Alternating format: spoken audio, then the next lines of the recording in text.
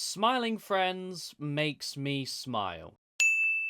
Even in real life, they still ace their jobs through the screen. We support these kings. For the 0 people watching this who don't know, Smiling Friends is Adult Swim's biggest recent animated hit, spearheaded by YouTube animation-based creators Zach Hadel, aka Psychic Pebbles, and Michael Cusack, which centers around the Smiling Friends, a charity organization with the simple goal of making people smile, which is a good thing too, considering just how absolutely fucked this universe is. Specifically focusing on our two main characters, Charlie and Pim. And you probably don't need me to tell you that it's become an insanely popular hit, especially online. Except for Kibo, he's the one person on earth who doesn't like it. Everybody go bully him and dislike all his videos. And if you're wondering why I'm bothering to put together a video about it when there are already so many discussing why it's so good, yeah, I kind of just want to do the same thing. I fell in love with it, I have my own thoughts on why it works so well, and just wanted to share them. It's just something to do, innit? Now, I could go over all the other exact same reasons why it works so well, such as it just being an absolute masterclass of animation porn.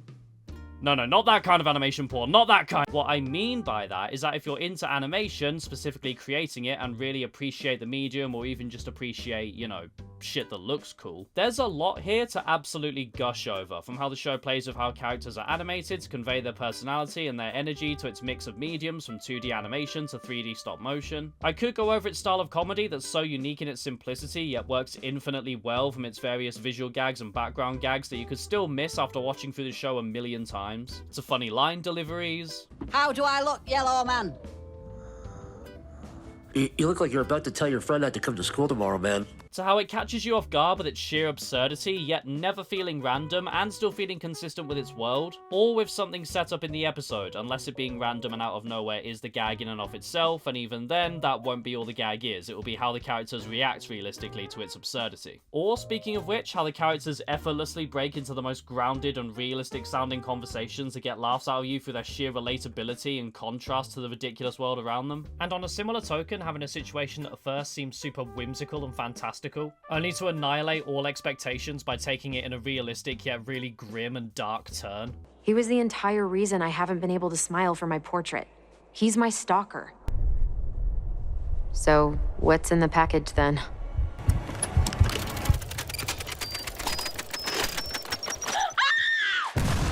Or how episodes will start off seeming so simple and normal and innocent, usually setting up something that sounds completely innocuous and not worth giving a second thought. Why don't you just put on some face paint and be a zombie or something? Dude, face paint gets people in way more trouble than anything else. I mean, I have no idea what's going to be offensive in 10 years. Only to pay them off right at the end of the episode in a way that's so fucking dumb, yet such an amazing and hilarious payoff. Whoa, is that fucking blackface, dude?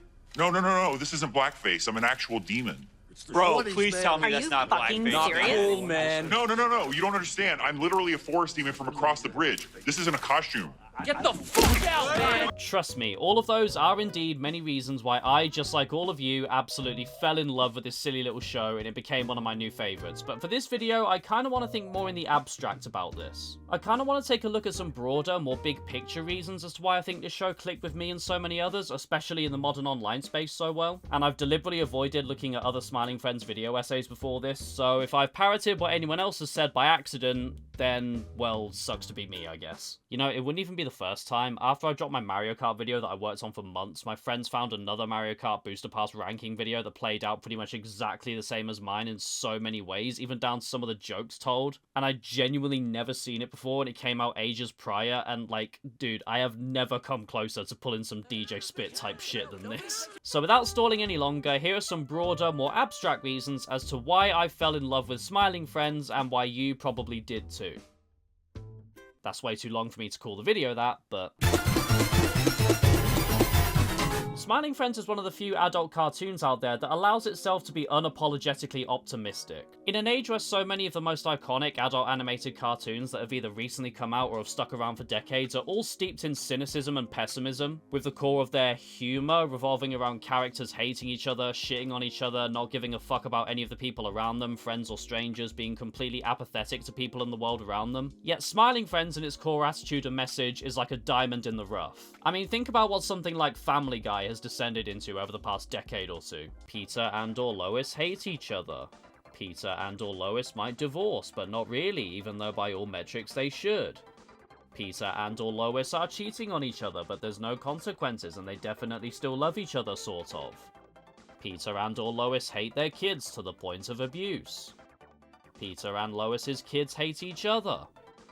Peter and/or other character or characters don't give a shit about the people around them or how they feel or about the world and commit some of the most heinous, callous acts to sometimes completely random people because who gives a shit about anyone or anything? Steeped in cynicism and pessimism. Now, is that to say that the world of Smiling Friends is the most happy-go-lucky place in animation history? No, of course not. There are still governments waging wars and committing genocides, there are still massive tragedies, there are still average workers being forced to weather jobs they hate and dive headlong into the system that squashes them under its boot like sheep into a grinder. But at the core of all that, there's our focus, the Smiling Friends organization, and our protagonists Pim and Charlie, who make it their mission to go around this crazy world, helping people to see that even amongst all this dread and terror and chaos, you can always find a reason to smile. You can always find something that helps you remember that with the right attitude, everything's gonna be okay. Obviously, the making people smile isn't always that simple. It can be done completely unintentionally or by third parties in less than savory methods. Hell, not even every episode does result in making someone smile, but even in those situations, they're still very much doing their job.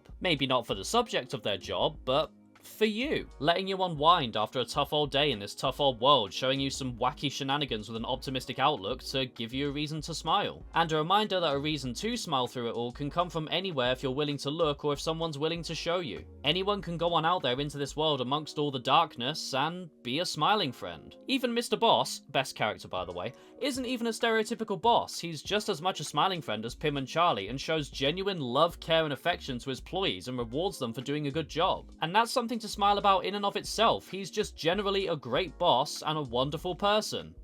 When he's on his meds, that is.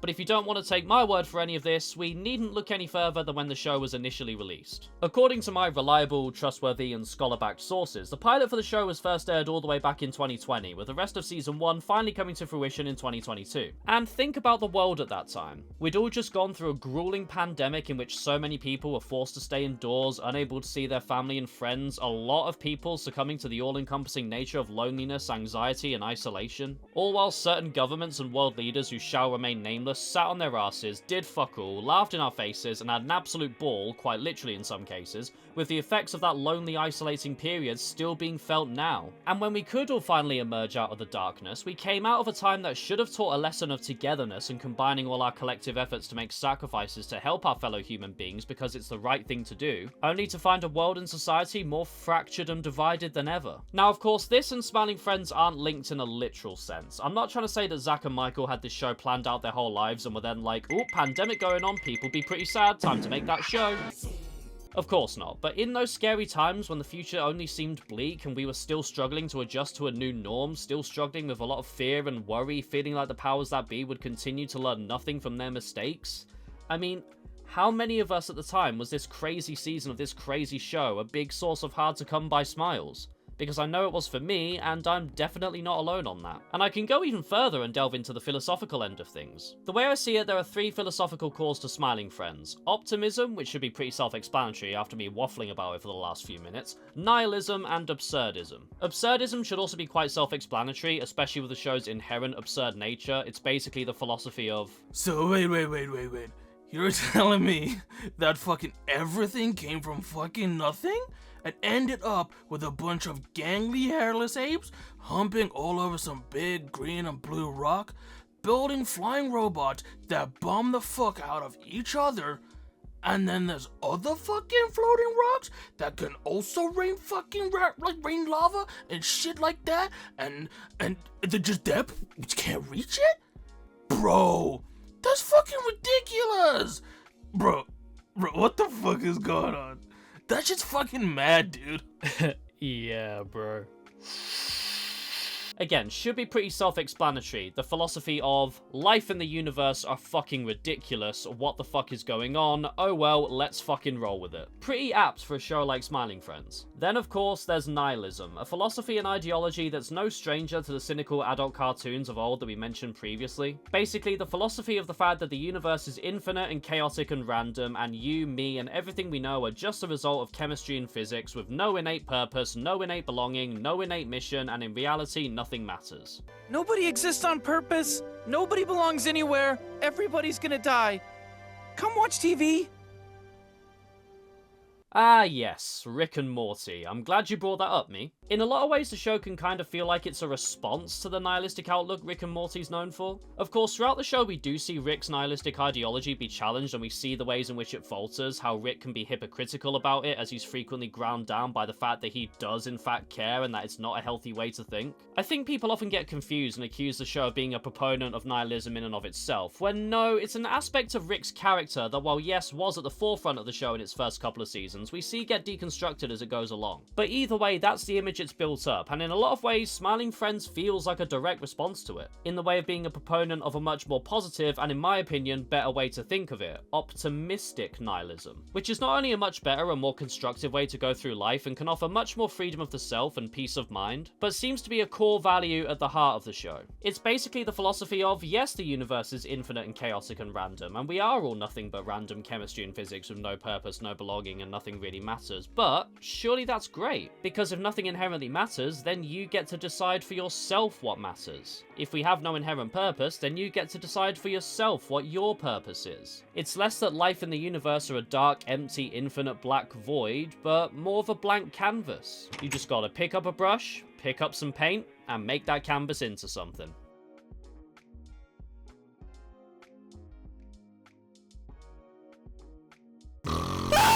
And we see this sense of finding a newfound sense of meaning, not in every episode, but throughout the show. In the amazing pilot episode, Desmond's Big Day Out, the titular Desmond is stuck in a pit of depression and ready to off himself after believing his life has fallen apart, even giving a nihilistic speech of his own.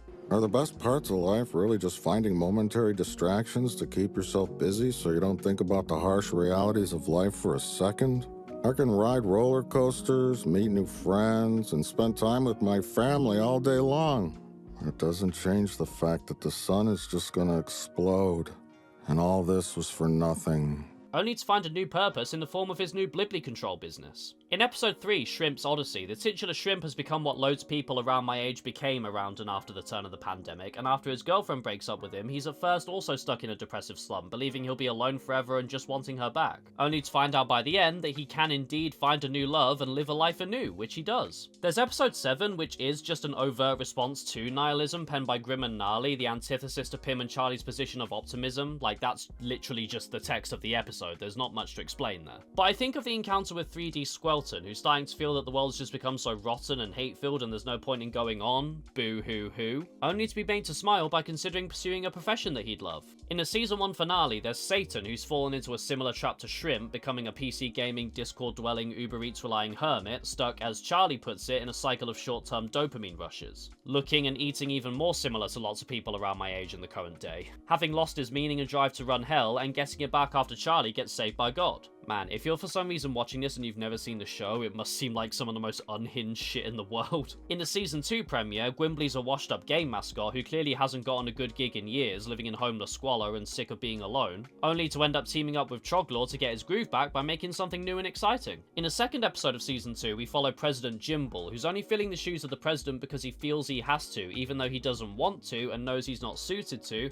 and it ends up with him finally pursuing his dream life of relaxing on beaches. In season 2 episode 5, brothers Daniel and Doug are caught in a rut with their lives not going anywhere, butting heads after their mums died, with Daniel being stuck inside his evil lab all day trying to create life, and Doug being stuck working a 14-hour-a-day construction job, only to end up finding a new purpose in coming together to raise a homunculus. And in the season 2 finale, we deal with Rotten the Snowman, who's suddenly been brought to life and has to grapple with the concept of death for the first time and learn to overcome his fear of it. At first wanting to hide away forever in the freezer, but realizing that life has no excitement this way, and it's much better to risk it all having those fun days on the beach than hide away forever. He does end up dying and then becoming the ocean, but that's beside the point. And in the current world we live in, where it's easy to fall into the nihilistic doomer mindset of nothing matters and everything's shit anyway, so why bother? A show that reminds us that not only are there plenty reasons to smile, but even when there's not, we can get on out there and make our very own reasons to smile, find our own meaning in all this craziness, our own purpose. Feels far more profound and insightful than it otherwise could have been, and feels really welcome. And that is the philosophy of Smiling Friends, and one reason why I think I and many others across the internet space fell in love with it.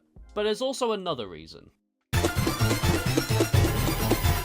Realizing now that this segment's going to be so much shorter than last, but fuck it, we going for it. Lol. Lamau even. While it's not super common to hear people just talking about Smiling Friends out in the wild, at least in my experience, it is a massive hit on the internet and among the internet savvy amongst us, and the reason why that is for me is the pure Gen Z-ness of it all. I know I'm a Brit, but I ain't saying Gen Z.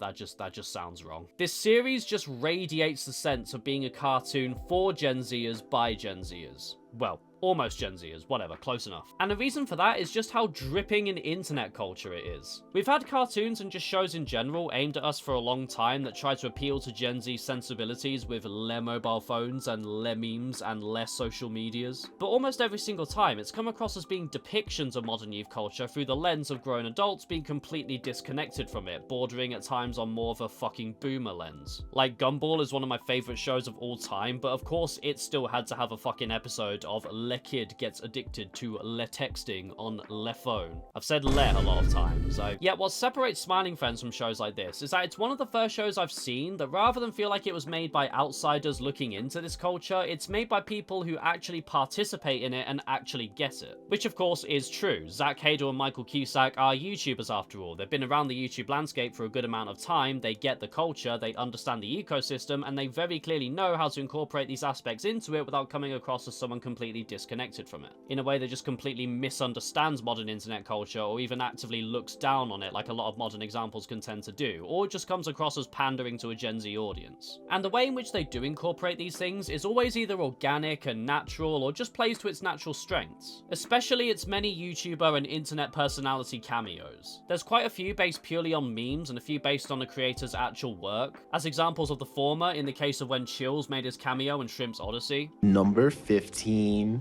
Could I get the number 15? There's not exactly a joke to get here. Chills just has a funny voice and became a meme after saying number 15 Burger King foot lettuce, and if you get the reference and recognize it that it actually is him, that's a really cool and funny moment. However, if you don't get the reference, it's not like it breaks it for you and you're left in the dark, because plenty of characters in the show derive their humor in the same way. This is a world full of funny looking, weird, off-putting characters with funny, weird, off-putting voices or designs or movements or all of the above, so if you don't get the reference, it's just another funny example of that complements the world of the show and gets a laugh out of you in the same way. In the same episode, we obviously have Shrimp himself, voiced by David Firth, also voicing Fillmore in Season 2's Charlie Pym and Bill vs. the Alien. Firth being the creator and voice of the infamous Salad Fingers. Sigh, my girlfriend just broke up with me. I am heartbroken. Nonsense! They're demons from another dimension! And the only reason we don't see them that often is because they cannot get through the damned glass dome protecting the flat earth. It was frightfully rude of you blokes to leave for the Great War without me. If you get the reference, it's really cool, and whether you do or you don't, you've got another character who the way they talk is just really funny. It's not in your face, it doesn't stop the show or break the narrative to shove in your face that it's referencing something you know, it's perfectly organically inserted in there and just complements the already weird world with its already weird humour, along with a little reward for being in on internet culture and history enough to pick up on it. As examples of the latter, we've got cameos from creators whose main draw is their style of art, the recent cameo of Joel Haver in Season 2's Brother's Egg being a great one. Dude, you have your problems too, like... I got my problem. Okay, get the fuck out! Get the fuck out! Go! Everything about this is perfect, because Haver's faux rotoscoping style already fits perfectly into a world with random art styles all playing off each other. But when his character Doug and Daniel clash directly when fighting, Daniel, aka Professor Psychotic, going from his normal animation styles to the Haver rotoscope style and having that awkward fight makes for some hilarious visuals. Plus there's also the type of nostalgic nods the show is steeped in, which yes, is mostly catered towards millennials like Zach and Michael, but definitely isn't lost on Gen Zers, especially us early Gen Zers. For a couple of examples, there's Gwimbly, who's literally a PS1 Nintendo 64 era 3D platforming character, and while most of us in Gen Z won't have grown up with that era of gaming, a lot of those early Gen Zers like me will still remember when that era of gaming was still relatively current. I mean, I was born in 2000 when Nintendo 64 and PS1 games were still coming out, so... And also Spamtopia, which is a very clear nod to the late 90s, early 2000s era of creation on the internet, which a lot of people around my age will still remember since it's right on the cusp of when I first began to get access to a PC. And those who don't will still be familiar with it due to it being popularized by various memes and YouTube poops and such. And Mr. Landlord, the man with the most quotable line in the show. I was just wondering if you wanted to hang out with me and smoke weed and fill our bellies with diet soda and play Burnout Revenge for the PS2.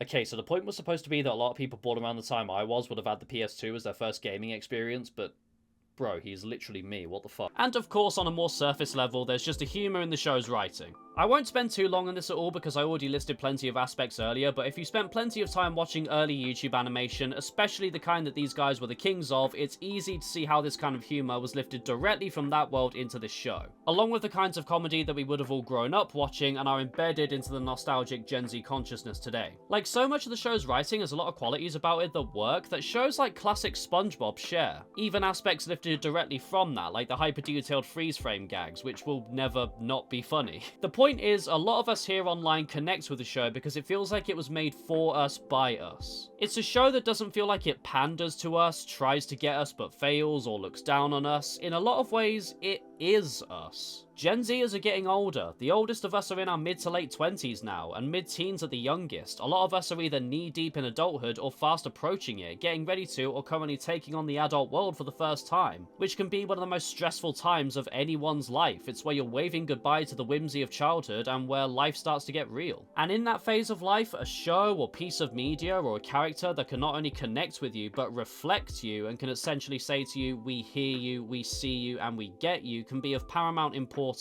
At least I know it is to me. And with that, I think it's time we wrap this up.